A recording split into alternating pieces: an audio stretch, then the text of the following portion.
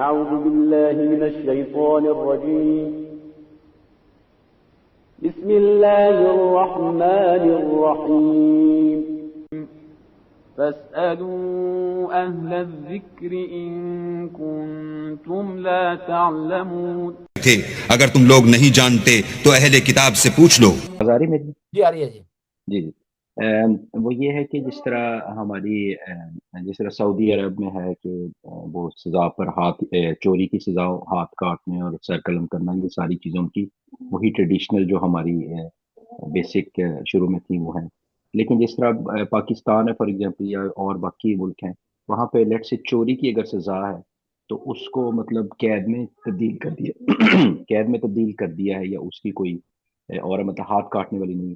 تو جو سزاؤں میں یہ رد و بدل ہوا ہے، اس کے مطلب یہ ظاہر ہے یہ بھی وقت اس دور کے مطلب جو بھی آئمہ تھے یا ان کے حکم سے سارا یہ چینج ہوا کہ جی اب سزا میں لیٹ سے تبدیلی کر دی جائے، یا وقت کے ساتھ ساتھ یہ ہوا ہے مطلب یہ جو سزاؤں میں تبدیلیاں ہیں، کیونکہ ہماری بیسک تو کافی مطلب ذرا شدت پسند سزائیں تھیں، جیسے ہاتھ کاٹنا اور سارا.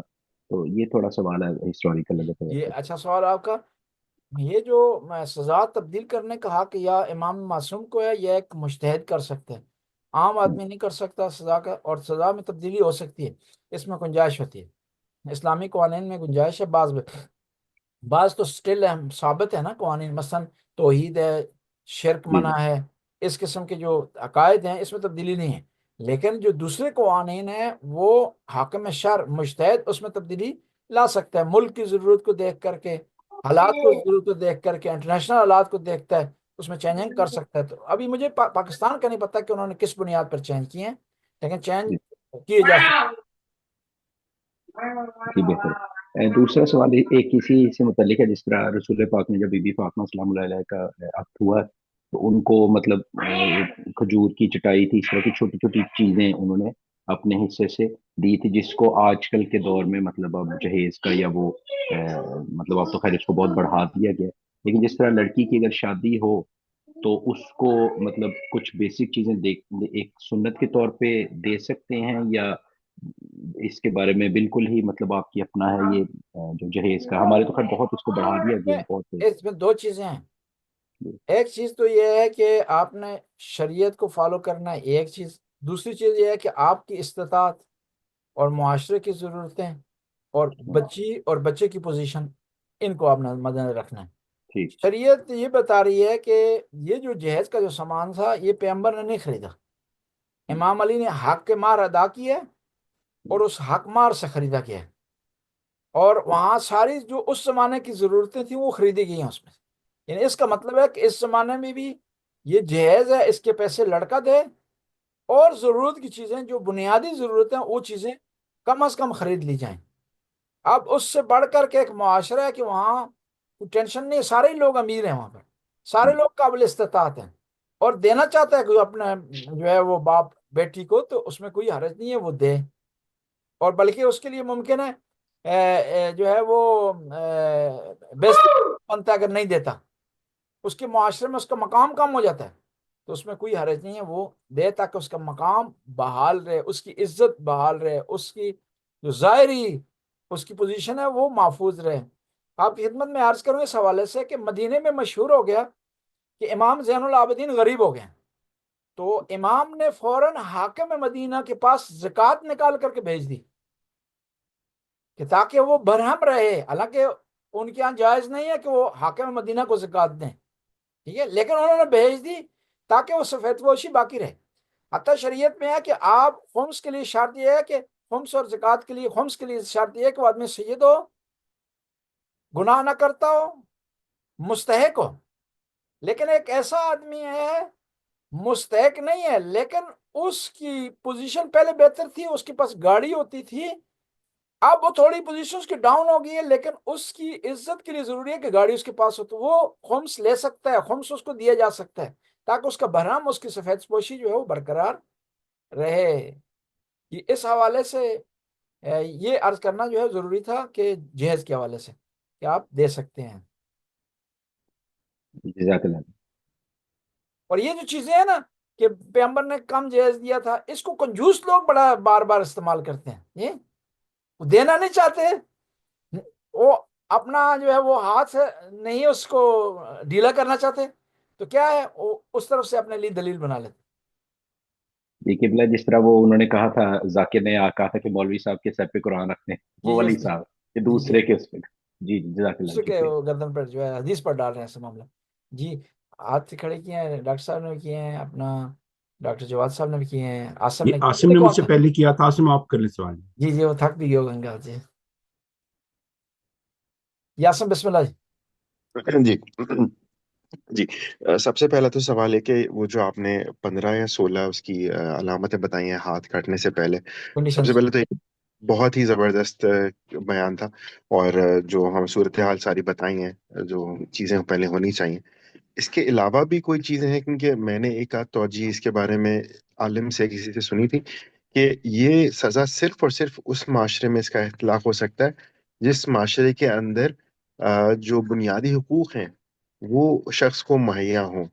اگر مطلب کسی کو بنیادی حقوق نہیں ملتے اور وہ چیز چوری ضرورت کے لیے کر لیتا ہے، تو اس پہ تو یہ اطلاق نہیں ہو سکتا. اس 16 چیزوں کے علاوہ بھی، 15 16 کے علاوہ بھی کوئی اور اصول ہیں جن کا ہم نے خیال رکھنا پڑے گا سزا کے لیے؟ جی اچھا سوال کیا آپ نے.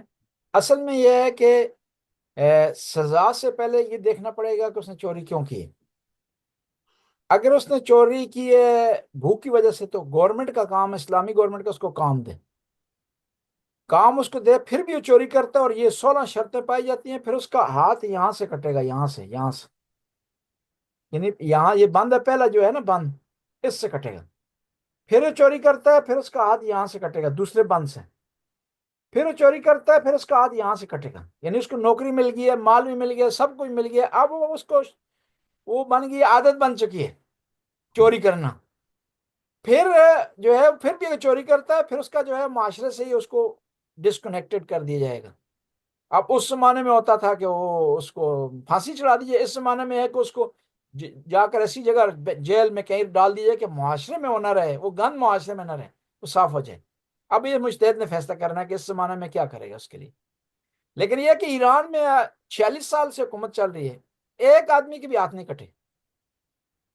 اور اس میں ایک اور نقطہ بھی ہے، وہ نقطہ یہ ہے، ڈاکٹر صاحب بھی اس کی تھوڑی وضاحت کریں گے، کہ اب سوال ہی پیدا ہوتا ہے کسی کا ہاتھ کٹ گیا ہے، کٹنے کے بعد وہ اس کی اپنی ملکیت ہے یا گورنمنٹ کی ملکیت ہے؟ جو کٹ گیا ہے، ایسا جو جدا ہو گیا وہ ایسا، اس کا فائدہ کہاں حاصل ہوگا؟ کہ اگر اس کی اپنی ملکیت ہے تو وہ دوبارہ فوراً ڈاکٹر کے پاس دوڑتا ہو جائے اور جڑوا لے. اگر اس کی ملکیت نہیں ہے تو جڑوا نہیں سکتا ہے. اس میں مجتہدین میں بحث ہے آپس میں، اور کچھ کہتے ہیں نہیں اس کی اپنی ملکیت، کچھ کہتے ہیں نہیں اس کی ملکیت نہیں ہے، لہذا ہاتھ اس کا کٹنے کا جو فلسفہ ہے نا وہ ختم ہو جائے گا، وہ دوبارہ جوڑ لے گا. تو ڈاکٹر صاحب ہاتھ جڑ سکتا ہے کٹنے کے بعد؟ جی جڑ جاتا ہے جی. اس میں مکمل فنکشن تو نہیں ہوتا، لیکن یہ کہ ابھی ایسے ہوا ہے جس طرح لوگوں کے ایکسیڈنٹلی ہو جاتے ہیں، اور وہ کافی حد تک فنکشنل مطلب ہو جاتا ہے، تو جڑ سکتا ہے. بالکل جڑنے صحیح کے کہہ بعد پھر دوبارہ چوری کے قابل ہو سکتا ہے نہیں ہو سکتا؟ چوری تو نہیں کر پائے گا، بڑی مشکل ہے، ٹوتھ برش استعمال کر لے، بڑی انہیں بات آج کل چوری کے مختلف ٹیکنیک ہیں، انٹرنیٹ پہ بھی چوری ہوتی ہے جی. وہ کر لے گا. ہاں جی کر لے گا. ہاں جی. جی آسم اور تو کوئی سوال نہیں آپ کا؟ جی بہت زبردست. دوسرا میں نا ایک سوال تھا، خیر میرے ذہن سے نکل گیا، میں ایک اور چیز پوچھ لیتا ہوں کہ جہیز کے بارے میں حماد بھائی نے میرے خیال سے بات کی تھی. تو اس دوران مطلب جو نماز پڑھنے کے لیے چٹائیاں وغیرہ استعمال ہوا کرتی تھیں، ان کے مجھے ایک اور شخص نے ایک مجھے سوال کیا تھا کہ جو مٹی پہ سجدہ کرنے کا فلسفہ ہے، یہ شاید میرے ٹاپک سے اس جو عنوان ہے اس سے تھوڑا سا ہٹ کے ہے، لیکن میں نے سوچا کہ پوچھ لیتا ہوں کیونکہ اس طرح کی بات نکل آئی. تو چٹائی یا رلی اس طرح کی چیز پہ مطلب نماز یا وہ پڑھی جاتی تھی، یا اس طرح ہوتا تھا، یا نہیں اس مطلب وہ؟ زمانے میں یہ تھا کہ پیغمبر کے زمانے میں مٹی پر نماز پڑھی جاتی تھی، مسجد نبوی میں چٹائیاں نہیں تھیں، مٹی پر پڑھی جاتی تھی. اور کہاں کہ کہیں چٹائی بھی استعمال ہوتی تھی، پھر بھی پیغمبر پتھر رکھتے تھے. کہ وہ اچھا. کہتے ہیں، راوی کہتے ہیں میں نے پیغمبر کو دیکھا، پیغمبر ہاتھوں کو اپنا بار بار اس طرح کر رہے تھے. تو میں نے پوچھا کیا؟ تو انہوں نے کہا میں نے نماز پڑھنی ہے، تو پتھر بہت زیادہ گرم ہے، تو میں نے تھوڑا ٹھنڈا کر رہا ہوں تاکہ ان کو سجدے کے لیے استعمال کر سکوں.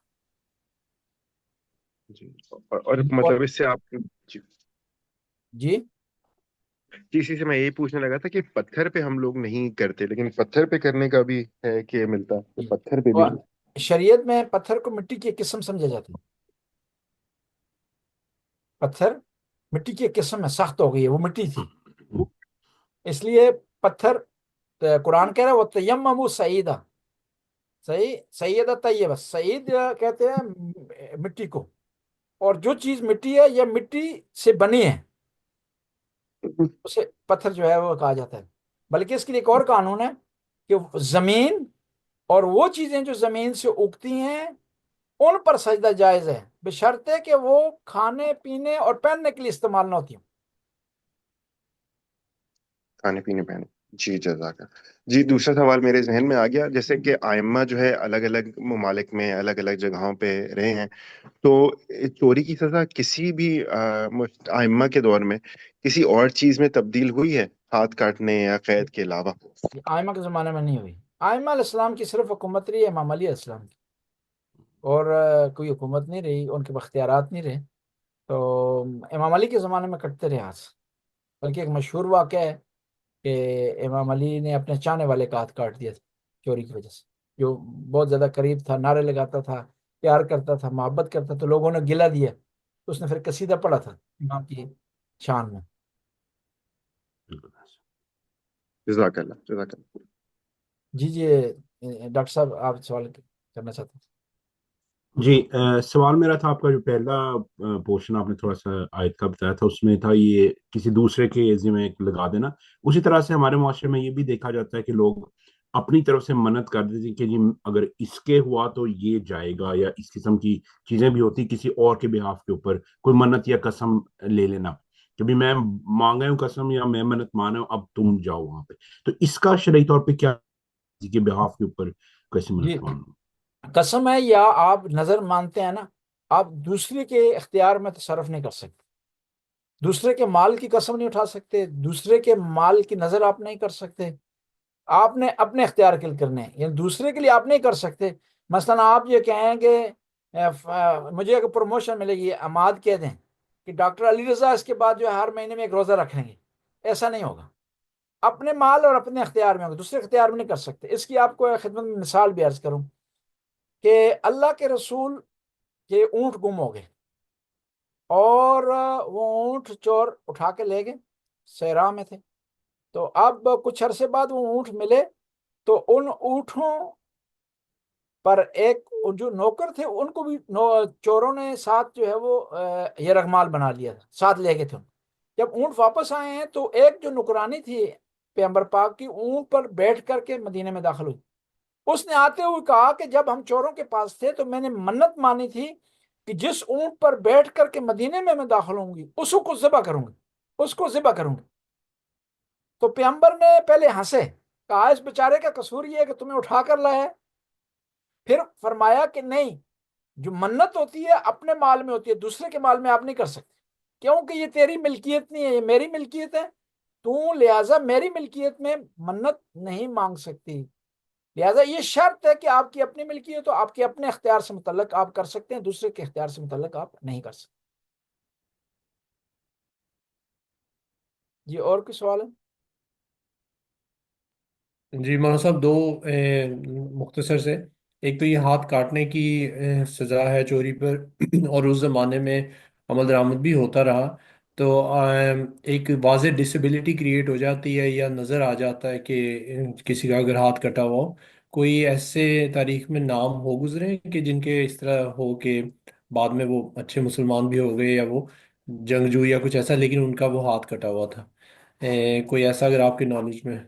मेरे जहन में नहीं है, मैं ढूंढ कर शेयर करूंगा अगर मैं इसको चेक करके, मेरे जहन में नहीं है ठीक है। ऐसी ऐसा आदमी जो है वो बाद में अच्छा आदमी बन गया हो, या अच्छा आदमी था ये गलती उससे हो गई है, बाकी उसके मामला सारे ठीक थे, ये जो है वो एक गलती उससे हो गई।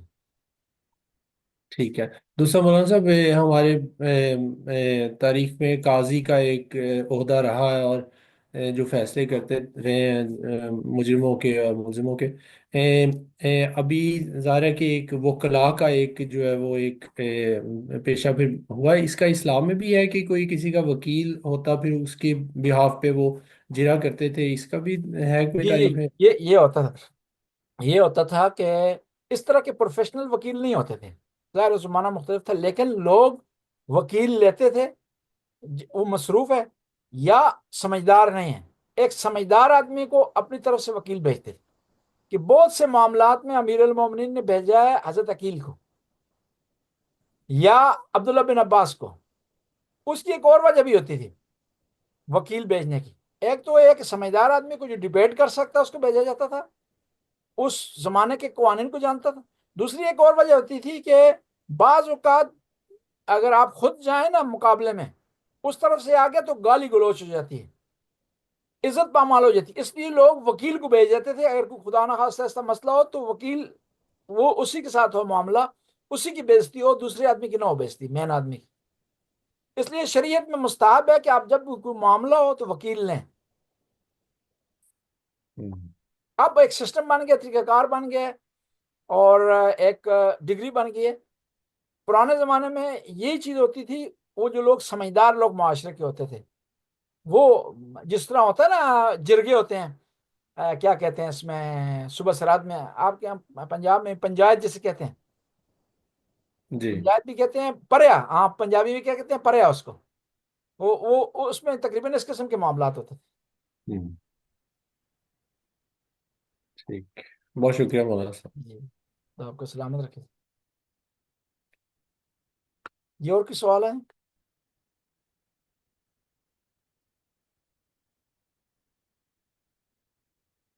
جی کوئی سوال نہیں ہے؟ انشاءاللہ آج کے درس میں حاضری اچھی ہے، اور انشاءاللہ امید ہے کہ ایسے ہی ہر ہفتے جو ہے وہ لوگ اپنا یہ دن کا آغاز ہفتے کا ہمارے ساتھ ایسے کرتے رہیں تو اچھی کلاس بن جاتی ہے۔ انشاءاللہ انشاءاللہ جی انشاءاللہ۔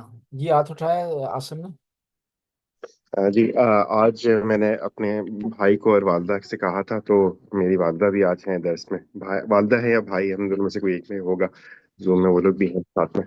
اور ایک گزارش یہ بھی ہے کہ میرے والد کی 19 شعبان کو جو ہے وہ 21ویں برسی ہے، تو ایک فاتحہ ان کے لیے بھی اگر پڑھ دی جائے۔ اور میری جو ہیں وہ خالہ اور دائی بھی تھیں، ان کی برسی بھی تھی 2 ہفتے پہلے، تو کاظم مہدی کاظمی اور طاہرہ پروین، یہ کیا طاہرہ نام ہے؟ کاظم مہدی کاظمی اور طاہرہ کاظم پروین، مہدی کاظمی اور طاہرہ پروین رضوی۔ طاہرہ پروین۔ جی بسم اللہ اور الرحمن الرحیم۔ ایک اللہ ایک قبلہ یہ ہمارے والد صاحب کی بھی آج برسی، آج ان آج کی برسی یہ سبتین رضا نقوی، تو جی ان کا بھی نام پورے تھوڑا نام سا کیا ہے؟ سبتین رضا نقوی ہے۔ سبتین رضا رضا نقوی۔ اللہم صلی علی محمد و آل محمد، یا علیم و یا علیم و یا غفور و یا رحیم۔ خدا اس قلیل سی عبادت کو قبول و منظور فرما، ہمارے گناہوں سے درگزر فرما، نیک کام کرنے کی توفیق عطا فرما، برائیوں سے محفوظ رہنے کی توفیق عطا فرما۔ یا اللہ حاضرین کی توفیقات میں اضافہ فرما، رزق میں وسعت عطا فرما، اولاد کو نیک اور صالح بنا، مرحومین کی مغفرت فرما، ان کے درجات کو بلند فرما۔ یا اللہ تو غفور رحیم، ہماری آج کی عبادت کا ثواب کاظم مہدی کاظمی صاحب کو اور طاہرہ پروین اور اسی طرح سبتین رضا نقوی صاحب کو پہنچا، ان کی قبروں کو منور فرما، ان کے درجات، ان کی منازل آسان فرما۔ یا اللہ کے جو نیک اثاثہ ہے اس کو جاری و ساری رکھنے کی ان کی اولاد کو توفیق عطا فرما۔ یا اللہ تو غفور رحیم، رحم کرنے والا، کرم کرنے والا، زمانے کے امام کے ظہور میں تعجیل فرما، ہمیں امام کے انصار میں سے قرار دے۔ آخر میں اپنے تمام حاضرین کی مرحومین مرحومات لوائقین، خاص طور پر کاظم مہدی کاظمی صاحب، طاہرہ پروین اور اسی طرح سید سبتین رضا نقوی صاحب کی ایصال ثواب کے لیے الفاتحہ مال اخلاص سے والصلوات۔ آمین۔ إياك نعبد وإياك نستعين، صراط الذين أنعمت عليهم غير المغضوب عليهم ولا الضالين۔ بسم الله الرحمن الرحيم۔ الله لم يلد ولم يولد ولم يكن له كفوا أحد۔ اللهم صل على محمد وعلى جزاک اللہ جی کی التماس بہت شکریہ۔ جزاک اللہ۔